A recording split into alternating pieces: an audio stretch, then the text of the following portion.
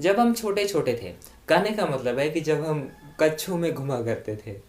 Sorry यार, कभी कभार वैसे एग्जाम्पल थोड़ा गलत हो जाता है, बट समझ गए ना, जब हम एकदम बच्चे थे उस समय मोबाइल फ़ोन का मतलब नोकिया होता था। लेकिन दोस्तों, एक ऐसा समय भी आया कि जब आपको नोकिया की एक भी फ़ोन देखने के लिए नहीं मिलते थे। कभी ना कभी आपके दिमाग में भी ये सवाल तो ज़रूर आया होगा कि यार मतलब इतनी तगड़ी कंपनी बंद क्यों हो गई। तो अगर आपके दिमाग में भी कुछ इस तरीके का अद्भुत रोचक सवाल आते हैं, तो इस वाले वीडियो में मैं आपको यही बताऊंगा कि क्या कारण था कि नोकिया जो है वो एक समय के लिए बंद ही हो गया था। तो दोस्तों, नोकिया के इस राज को जानने के लिए हम लोगों को थोड़ा अपने आप को प्राचीन काल में जाने के लिए ढालना पड़ेगा।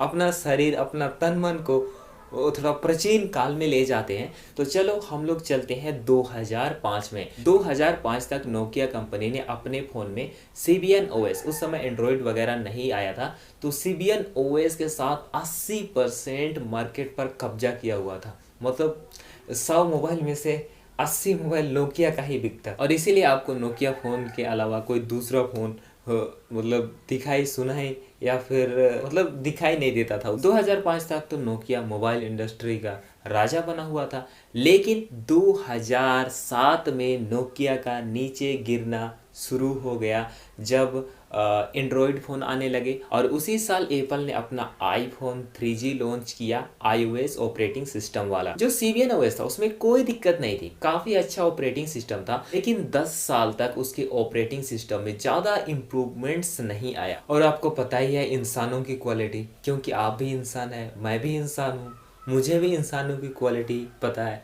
तो इंसानों की क्वालिटी होती है ना कि अगर मान लिया उसने सुबह को क्या मतलब दाल चावल खाया, तो तो दोपहर को उसके साथ थोड़ा थोड़ा चटनी भी चाहिए, और शाम शाम तक हो सकता है उसे मटर पनीर भी चाहिए। मटर नहीं, मटर पनीर भी चाहिए।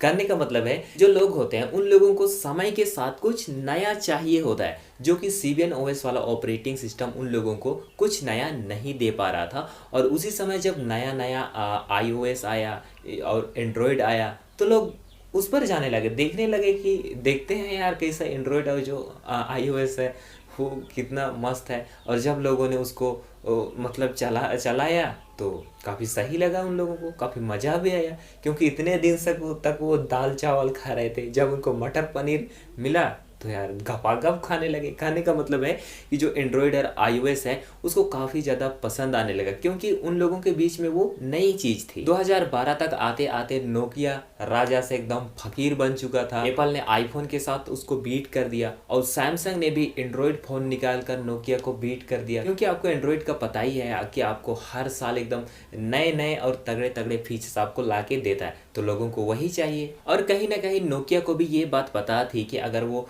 अपना सीबीएन ओएस को नहीं हटाता है तो उसका मतलब समझ ही रहे हो ना, उसका फकीर बनना तय है। फिर भी नोकिया ने एंड्रॉयड को नहीं अपनाया, और उसके बाद उसने विंडोज़ फ़ोन निकाले जो कि लोगों को पसंद भी नहीं आया, इतना पेचीदा सा फ़ोन था। और उसके बाद उसने माइक्रोसॉफ्ट के साथ शादी कर ली। कहने का मतलब है कि उसने $7 बिलियन में अपनी कंपनी बेच दी।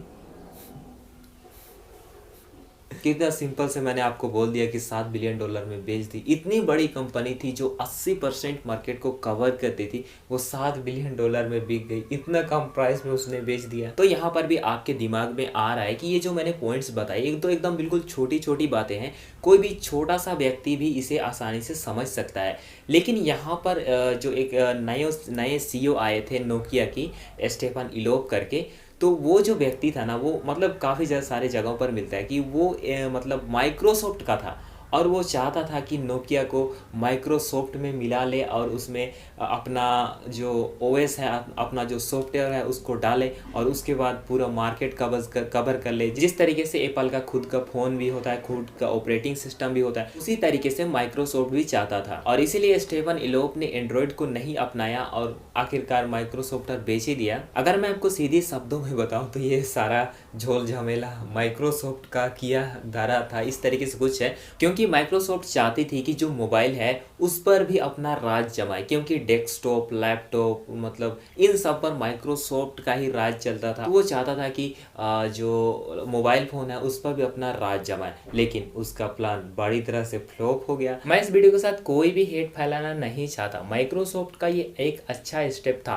अगर वो इसमें सक्सेसफुल हो जाते तो जिस तरीके से आपको एप्पल आईफोन देखने के लिए मिलता है, एकदम कमाल का परफॉर्मेंस, कमाल का कैमरा, उसी तरीके से ये माइक्रोसॉफ्ट का भी फ़ोन होता। क्योंकि माइक्रोसॉफ्ट अपने फ़ोन में सब कुछ अपना यूज़ करता, अपना ओएस, अपना चिपसेट होता, अपना डिस्प्ले होता, जिस तरीके से एप्पल करता है। तो बस यही था यार आज का वीडियो। और अगर आपको अच्छा लगा तो वीडियो को लाइक कर दो, चैनल को सब्सक्राइब भी कर दो, और हम लोग किसी दूसरे वाला वीडियो मिलते हैं। सभी को बाय।